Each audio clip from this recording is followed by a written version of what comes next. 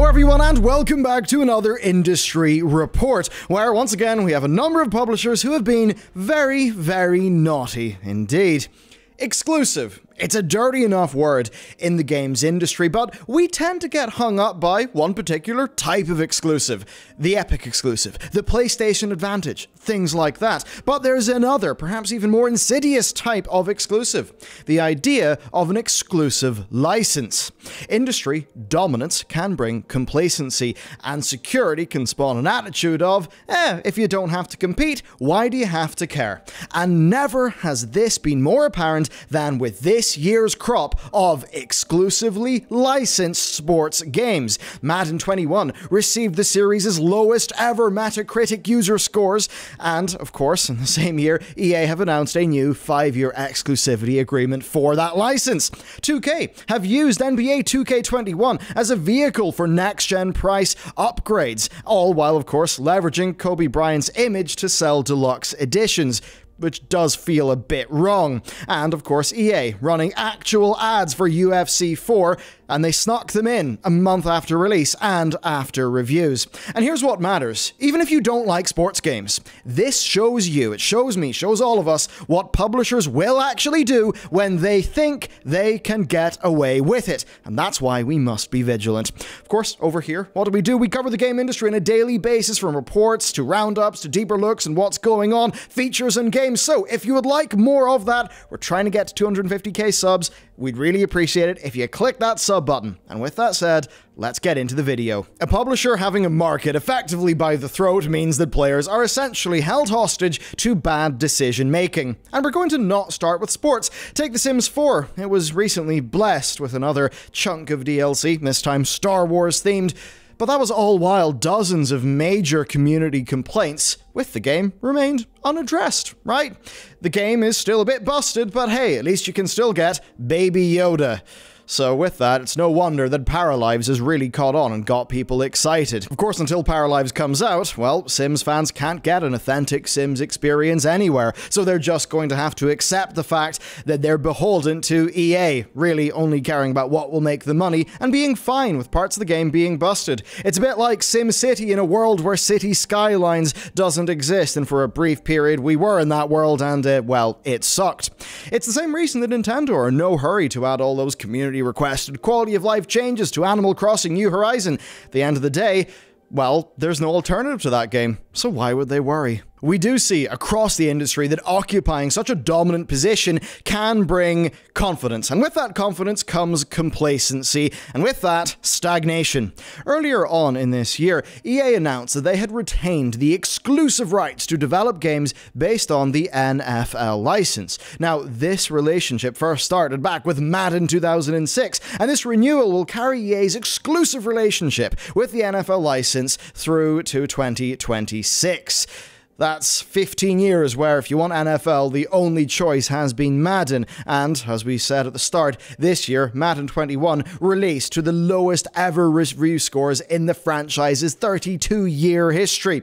And at the time of writing, it's 0.4 on PC, 0.2 on PS4. And the bulk of the complaints towards this game revolve around its franchise mode, which basically, it's a core part of the experience that many players want to play. It's what they return to the thing for.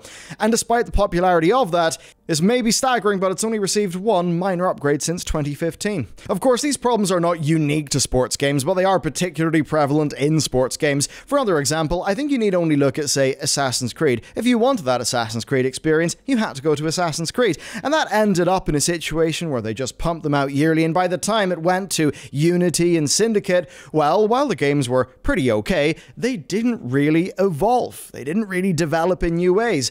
And that was ultimately not great for consumers. And it was only by taking the brave, I'm very hesitant to give big compliments there, but the brave step to pump the brakes on annual releases, that's only the time when they actually managed to turn it around and do good with Origins, and then of course later Odyssey, and hopefully Ragnarok, which itself did actually involve a year-long gap in the franchise.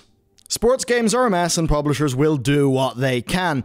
And it's particularly frustrating when we think about the new console generation. It should be an exciting time, especially for the sports gamers who really are on those consoles. But of course, for the publishers, it's just an opportunity to mess people around. Certain games have got the ability to just do whatever the hell they want because, hey, it's a luxury they've got when they own the whole market.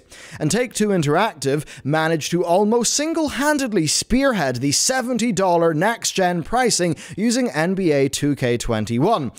That's another game that, offers pretty much the only way to enjoy its core experience. The NBA 2K series, again, is something that's been lambasted for including highly aggressive microtransaction practices. There was the whole, literal gambling games that were inside this year's installment of that.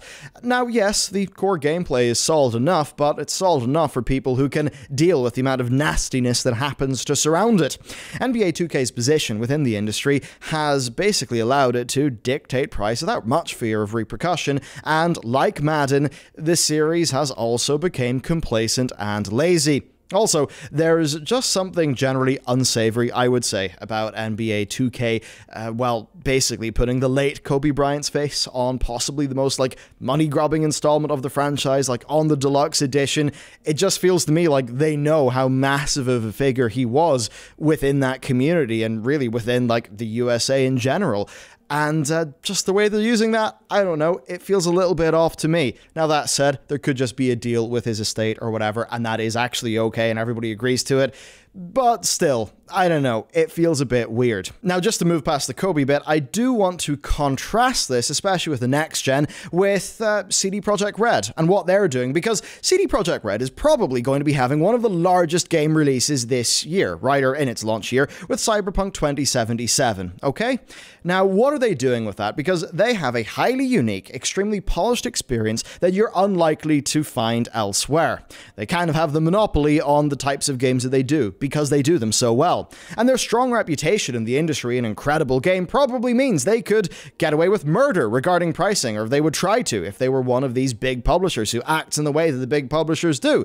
But they don't want to. The game is going to be $60 on current and next gen with free upgrades in between. The DLC is going to be substantial, it's going to be fully detailed ahead of time, and their microtransactions are going to be something that will be limited to the multiplayer experience that is releasing down the line.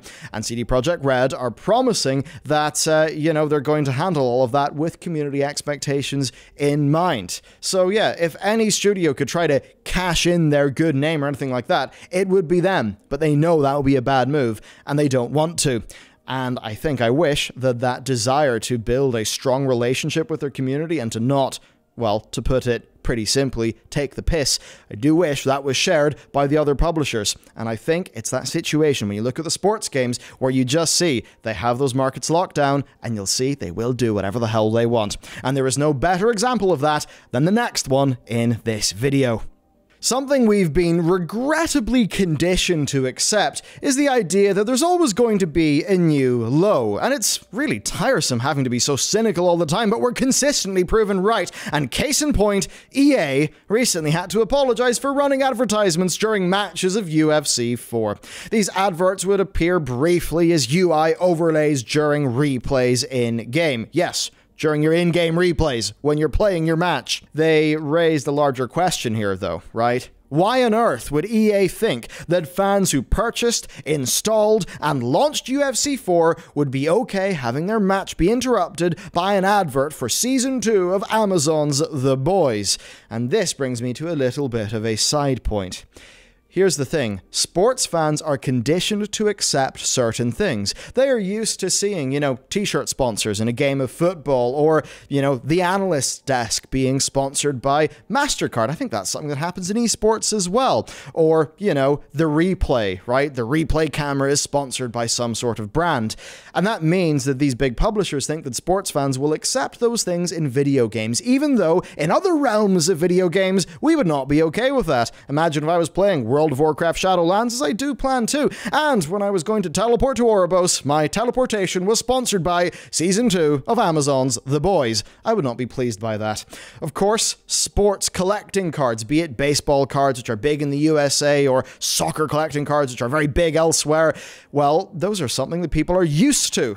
And what does that mean? Well, it means that FIFA Ultimate Team doesn't feel like a gacha game, right? Well, I mean, it literally is, but it doesn't feel like that. It feels like, oh yeah, it's these cards that I used to purchase as a kid, but they're in the game, right? It's a way of using people's expectations from the physical world and taking them in to just create a new monetization opportunity. And of course, it's something you see with Blizzard's Hearthstone, where, yes, packs of cards and the RNG there, and it being literally pay to win, feels okay to people because, hey, they've already been broken in, they've already been conditioned by what they expect in the CCG or TCG market. Of course, point being, in the TCG market, well, your Magic the Gathering cards can be traded to another player, maybe even sold. Can't do that in Hearthstone, though, because that would break parts of the market by creating, well, by basically making it be more efficient and not essentially having the dust tax. But anyway, EA. Their relationship with UFC is something that people are not particularly pleased about. Those games, I mean, one of the guys working here, he watches UFC, knows it. They've had problems like just getting the body type of UFC fighters wrong, which,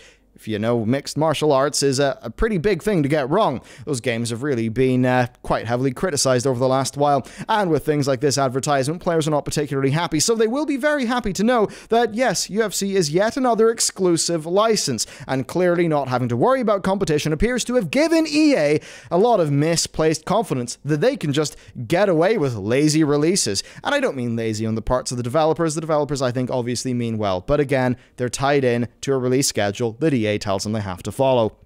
Things like in-game advertising, it's generally tolerated in free-to-play titles these days, but the fact that we're seeing more and more companies actually put it into their big premium games, that is insane. I believe, is it NBA? Is it NFL? I think it's NBA. No. I think it's NBA. One of the more recent releases there also had a similar in-game advertising thing. And, of course, in UFC, I believe there had been in-game advertisements before, but the new thing here is it was in the in-game replay, which for a lot of people, they were already taking the piss with in-game ads, but then it was like in a more sort of obstructive way that's more in their face.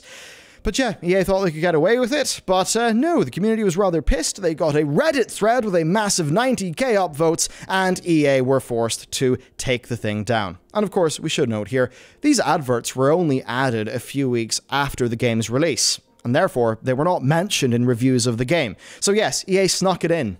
They may try to claim they didn't try to sneak it in, but they did. Come on. I mean, I can't say that as a statement of fact. I don't know. I've not seen a leaked document saying that was their plan, but bloody hell, it seems obvious if you just look at what's happening and think. So overall, the current crop of sports games does a great job of illustrating just how important competition is in today's industry and just what they'll try to get away with sports.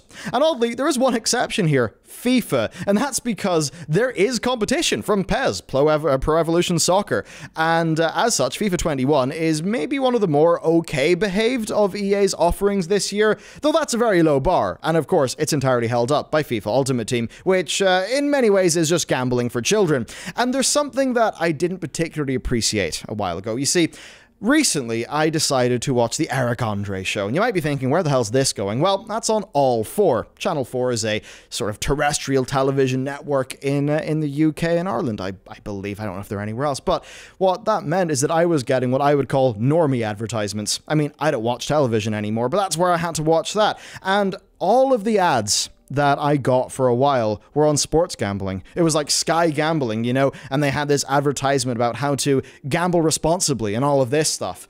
And it just did make me think, because all of that stuff was based on soccer. Well, we call it football, but, you know, in America, they call it soccer, because American football, whatever. Well, anyway, I mean, if you say football as well in Ireland, it means Gaelic football, which is a different thing. But anyway, not to get caught up in that, it quite clearly shows that football, soccer, etc. audience is big into gambling, and it's at the stage where they have to run paid TV advertisements about how to gamble safely.